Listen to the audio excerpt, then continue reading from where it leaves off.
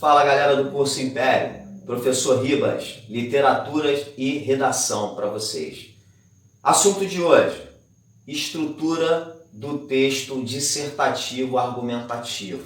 Então, assunto importantíssimo para a nossa jornada no curso. Vocês vão precisar e muito para a composição da redação de vocês. Então, farei aqui, na verdade, hoje, uma revisão de toda a estrutura, né, do que a gente tem que fazer em cada parágrafo, ok, pessoal? Então, vem comigo. Ali, ó, nosso slidezinho. Estrutura do texto dissertativo argumentativo. Então, aqui uma breve, vamos dizer assim, clarividência, uma definição do que seria o texto dissertativo argumentativo. Tá lá, é só acompanhar. O texto dissertativo argumentativo é aquele que defende um ponto de vista por meio de argumentos e, em alguns casos, utiliza as propostas de solução. Então, já falei para vocês várias vezes a respeito do comando da redação, da prova. Crie um texto em prosa opinativo ou crie uma redação dissertativa argumentativa. Estamos falando da mesma coisa. Dissertar é falar a respeito de algo. Então existe um tema do qual eu vou ter que falar. Mas eu não vou criar uma exposição, porque a minha tipologia textual não é apenas expor. A minha tipologia textual é a argumentação. Eu vou defender o que é uma tese. O que é uma tese? Meu ponto de vista. Então eu tenho determinado tema e eu tenho uma opinião acerca daquilo. E para eu defender a minha tese, o que eu vou utilizar? De argumentos. Então na nossa redação padrão para concurso, eu tenho que ter dois argumentos que hão de se tornar ideias núcleos dos meus parágrafos D1 e D2, ok? Características, pessoal, vamos ver algumas características. Eu tenho muitas outras, ok? Mas olha só, presta atenção. Então, características do meu texto dissertativo argumentativo. Presença de uma tese, já falei, tese é o ponto de vista.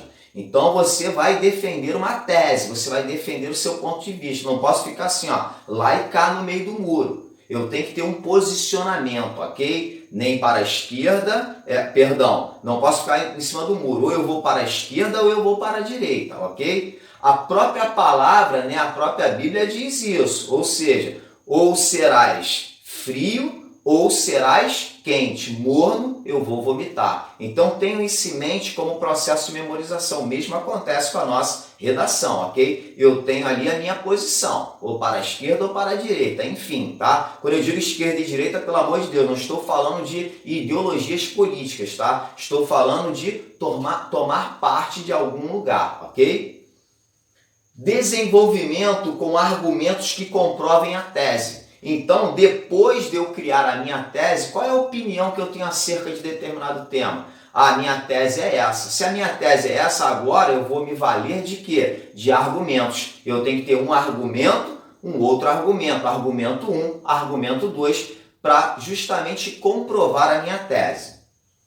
Conclusão em forma de síntese ou propostas de solução para os problemas discutidos no texto. Normalmente, minha gente, tá? Normalmente, tradicionalmente, o que eles esperam é isso. Ou você vai problematizar aquele tema quando ele já não vem problematizado, ou se ele está problematizado, vai ser ainda mais fácil para vocês criarem aí a sua redação, o seu texto dissertativo argumentativo, ok? Então, quando ele diz aqui, ó, propostas de solução, tá? Isso não é uma tradição em concursos militares. Isso é mais voltado para vestibulares como o Enem. Mas, se vocês estão diante lá de um tema que é um problema, então vocês podem pensar sim nesses entes solucionadores. Mais à frente nós veremos isso.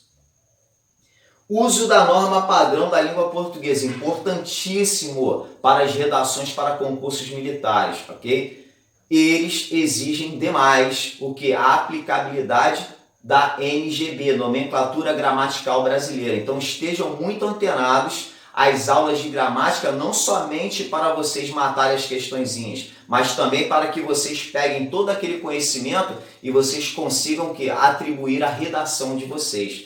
Questão de acentuação, questão de pontuação da crase, há um erro muito grande em redações em relação à aplicação da crase, concordâncias, enfim. Tudo aquilo que a gente estuda em gramática também valerá para quê? Valerá para a nossa redação. Pessoal, isso aqui é um organograma, né, ou até mesmo um mapazinho mental do que nós devemos ter, tá? Então, quando eu falo, por exemplo, na minha introdução, isso depois vai ficar mais claro. Eu tenho tema e eu tenho tese, ou seja, eu tenho que apresentar o meu tema e depois eu tenho que apresentar a minha tese, a minha opinião. Os meus argumentos, isso eu vou trabalhar naqueles 2 parágrafos intermediários que eu chamo de desenvolvimento, D1 e D2. E por fim, como ele sempre atribui muito a questão da proposta de intervenção, isso aqui vai estar elencado, se for o caso, na minha conclusão. O importante para a minha conclusão é a minha reafirmação de tese e um fechamento para que eu possa concluir o meu macrotexto, ou seja, a minha redação como um todo. Projeto de texto, importantíssimo. Ó, abriu a provinha, olhou o tema, já começa a criar um projeto de texto. Qual é o tema? O tema é esse. Então, qual é a minha opinião? É essa. Quais são os argumentos válidos para eu referendar a minha tese? São esses. Então, começa a criar esse projeto de texto na cabeça. Vamos lá. Para produzir uma boa redação dissertativa argumentativa é fundamental, antes de tudo, fazer um bom projeto de texto. Isso já tem que sair da sua mente. E aí tem aqui algumas definições. Tema é o assunto a ser desenvolvido em seu texto dissertativo argumentativo. É o que a banca te oferece, ok? Então, empatia na sociedade atual, nos dias atuais, você vai falar de empatia. É o teu assunto, é a tua ideia núcleo. Mas tudo que está ligado àquele núcleo ali nos interessa, porque ele quer que você fale, por exemplo, que você crie um texto dissertativo argumentativo falando da empatia nos dias atuais, ok?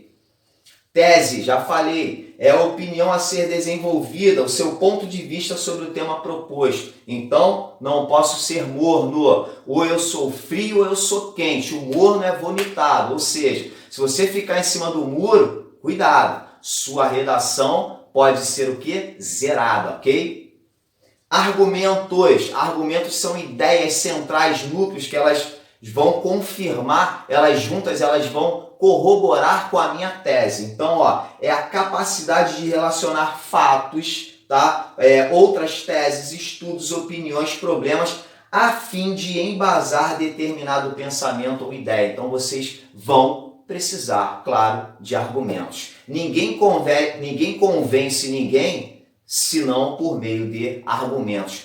Argumentos que são consolidados, que sejam factuais, ok? Não podem ser argumentos desenvolvidos pela sua subjetividade, porque a sua subjetividade ela não está, de certa forma, projetada no mundo, no todo, ok? Então a gente tem que se valer de argumentos válidos, factuais. Opa, perdão. Título, galera. Na redação de vocês é importante a criação de um título, tá?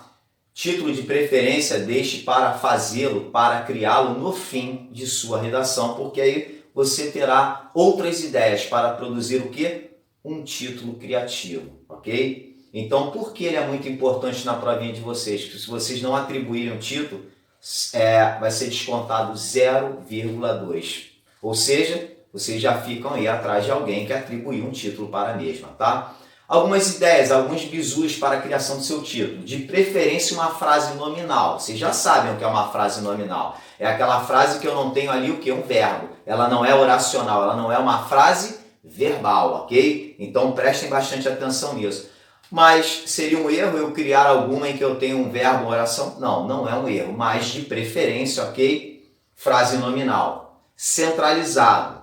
A gente percebe que nossas folhinhas aí não tem ali escrito assim título, mas ali nas nossas folhas, né, que são folhas padrões, aí são folhas do nosso curso, você vai colocar naquela primeira linha dentro da caixa de texto, centralizado. Na sua prova, procura ver se não tem lá escrito assim título, aí tem uma linhazinha, ou às vezes tem uma linha um pouco mais reduzida, diminuta, que a gente chama de marco zero, vai colocar ali centralizado sem problemas, ok?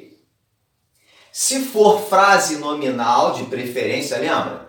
dispensa o ponto, tá? Claro, a não ser que você esteja fazendo uma interrogativa, você vai ter que marcar com sinal de interrogação, ou você quer trazer uma ênfase, porque o seu título ele é criativo, aí você coloca uma exclamação diferente. Mas de preferência, frase nominal, sem ponto.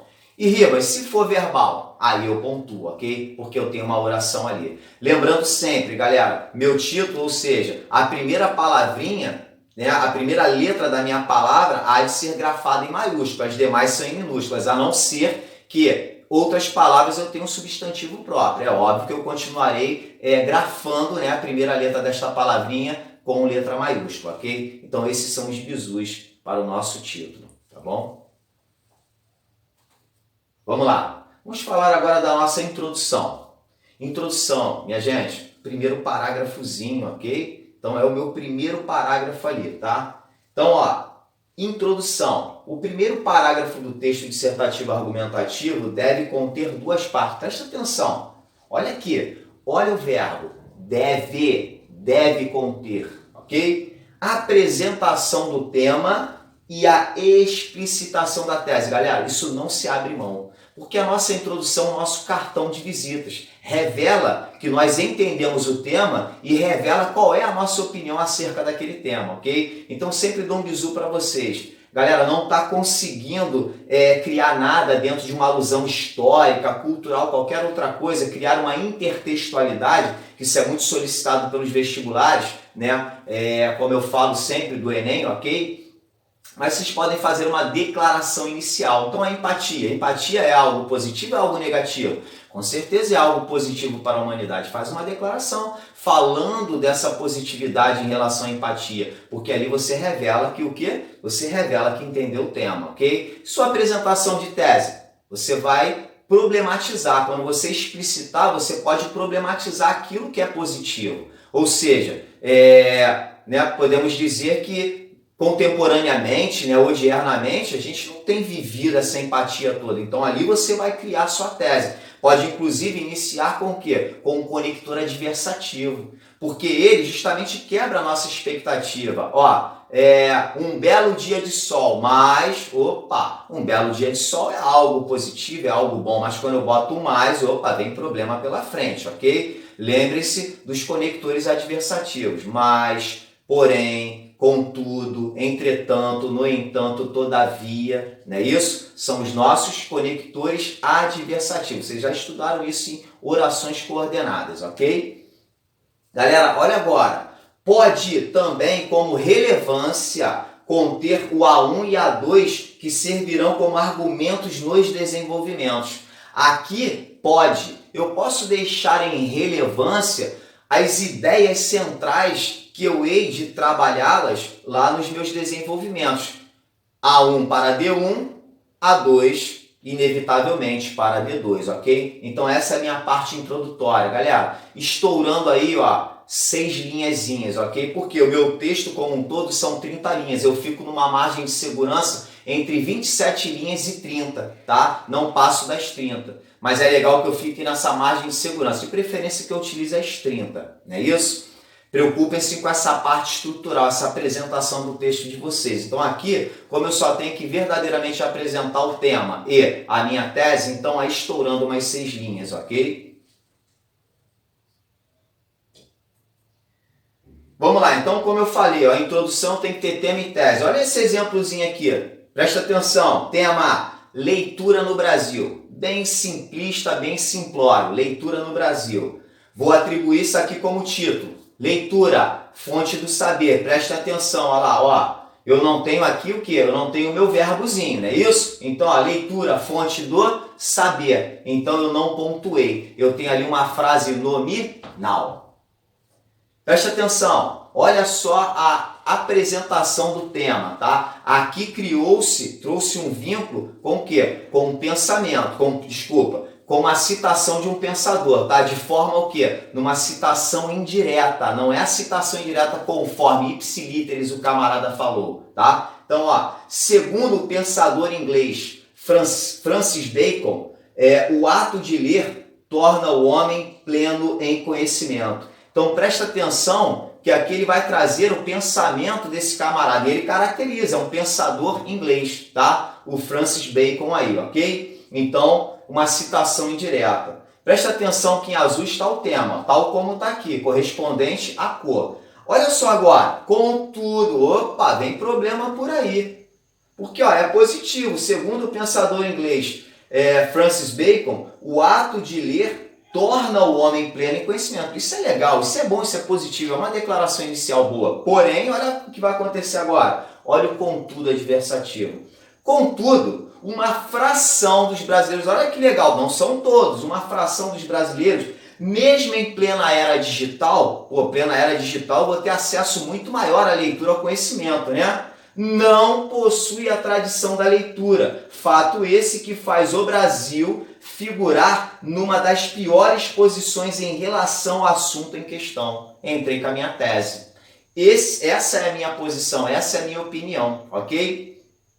Naquele verde mais claro é o tal do pode, ou seja, eu posso deixar em relevância aquilo que eu vou trabalhar enquanto argumentos. Então presta atenção. Ali aquele conector que dá a ideia de segmento, ó. Nesse sentido, vírgula, os preços altos de livros e a falta de tempo contribuem para tal problemática. Então eu tenho mais do que uma tese aqui construída, eu estou falando inclusive de problemática, de problema. Então aqui, ó, uma introdução padrão, tá? Percebam aqui, né, a apresentação, eu tenho aqui o chamado branco paragráfico, que não se utiliza mais essa nomenclatura, nada mais que o meu espaçozinho aqui para eu revelar que eu estou iniciando o meu parágrafo de introdução, tá? Vamos aí, vamos continuar com o mesmo tema, leitura no Brasil.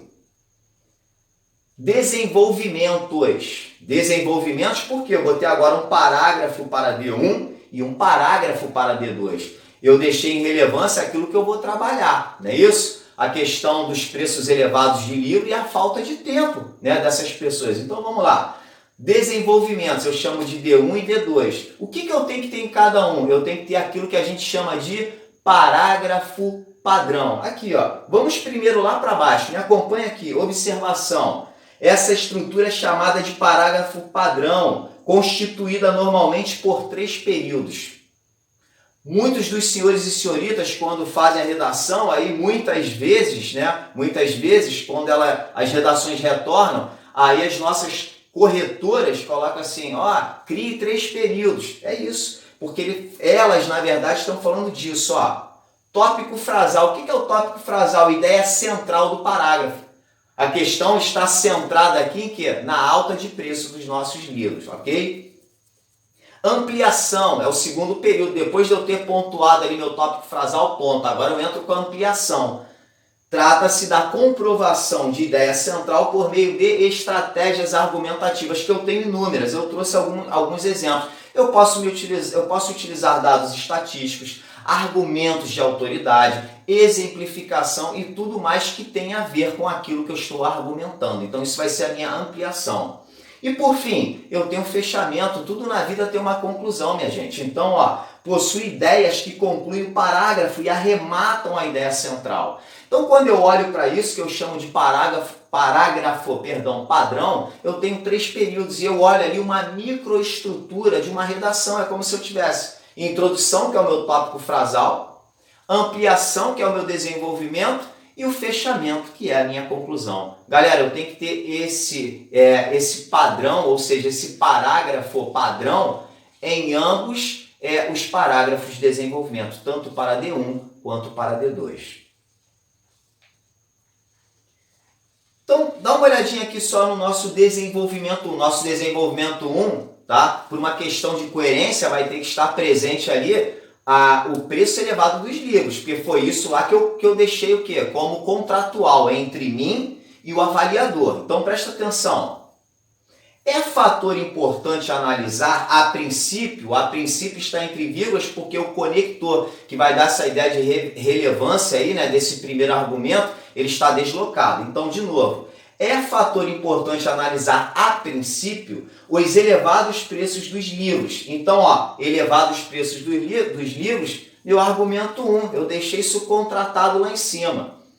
que concorrem para o desestímulo da leitura, ok? Então isso é o meu tópico frasal, o que está em vermelho é o meu tópico frasal. Agora eu tenho que criar uma ampliação.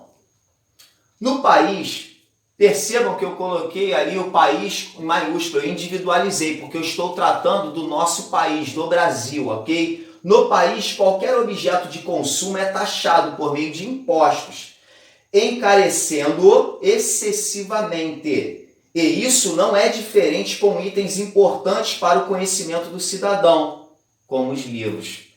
Ali, tá? Quando a gente olha, eu tenho até 2 períodos, você vê que você tem um períodozinho a mais, mas esses 2 períodos ali, eles vão fazer parte da minha ampliação, tá? Basicamente o que eu vou ter, minha gente, são 3 períodozinhos, tá? Mas às vezes ele pode se ampliar um pouquinho mais, ok? Olha só agora, eu vou dar meu fechamento. Em azul está o meu fechamento. Dessa forma, olha o conector, galera. Conector conclusivo.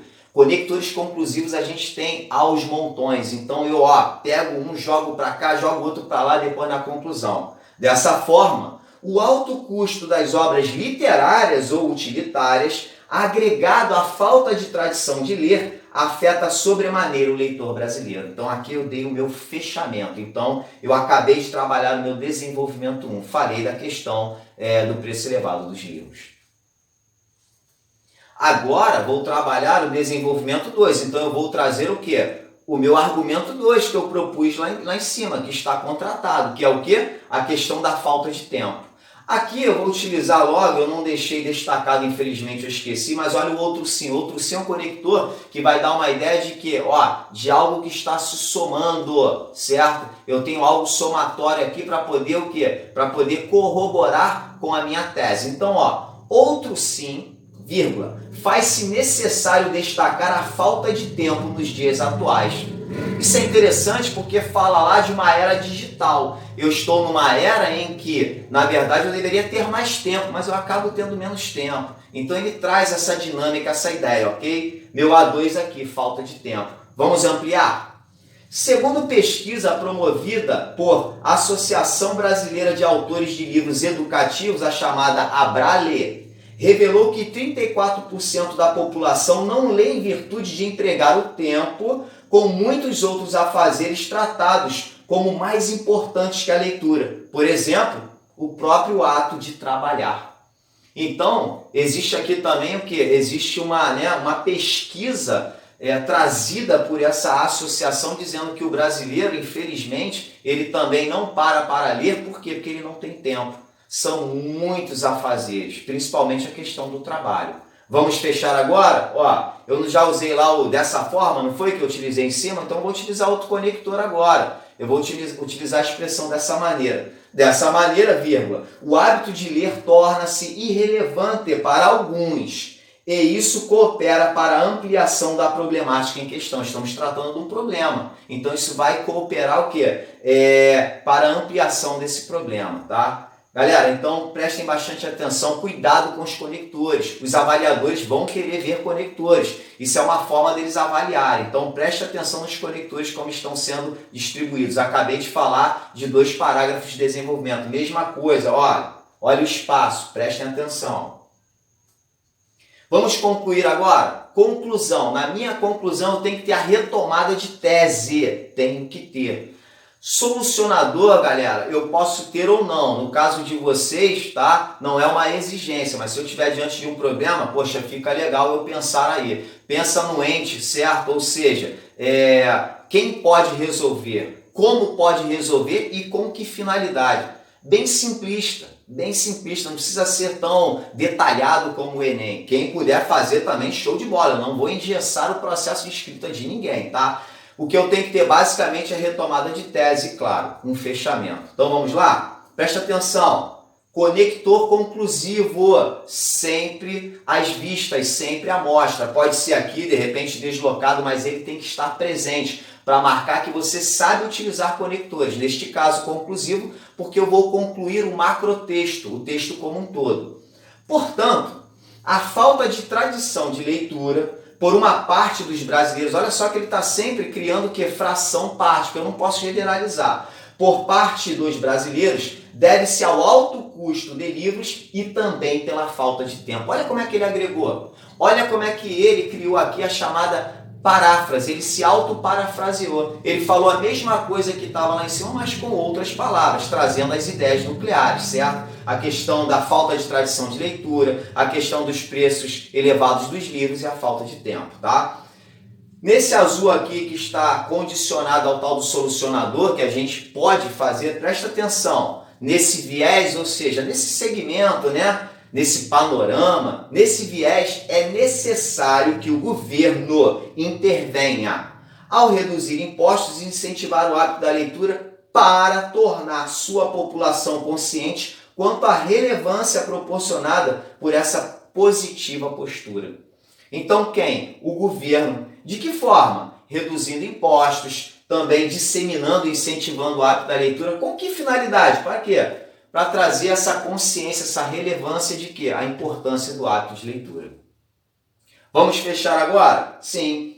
Quando a gente fecha, a gente utiliza mais um conectorzinho que dá a ideia de conclusão, ok? Aqui ele utilizou o afinal, beleza? Então olha só, presta atenção. E a gente pode criar aqui a chamada circularidade.